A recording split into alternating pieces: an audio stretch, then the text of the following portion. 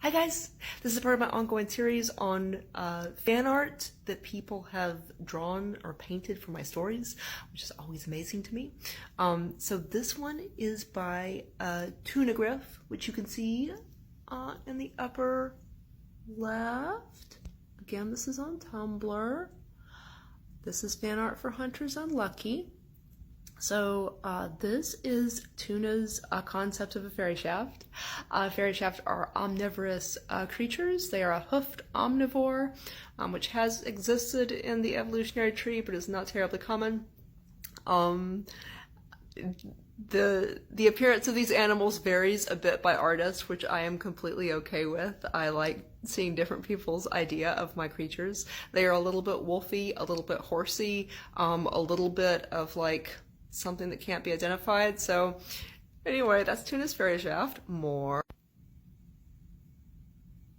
cool, right? So again, we've got a fairy shaft down here.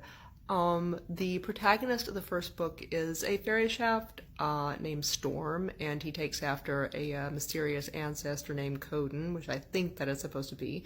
And then we've got a couple of Cretia down here. They are the antagonists of the first book, protagonists of later books.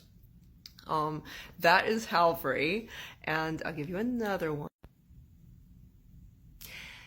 Super cool, right? So the Cretia are a large cat. They are not perfect analogs to any real world cat. They have a society that is based upon lions, and I did a lot of reading on lions to try to get it like as close to correct as possible.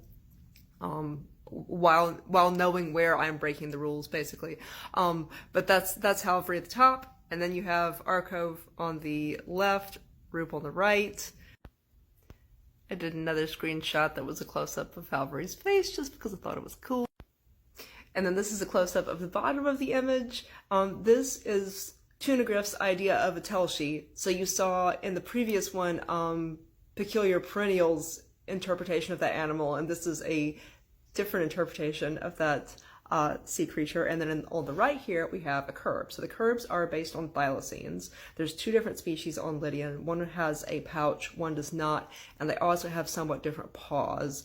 And I've kind of kept it a little bit of a mystery how their paws work, because they do build traps, so they have some sort of thumb-ish appendage. But anyway, there is also the curb, and you can see more of Tunagriff on Tumblr.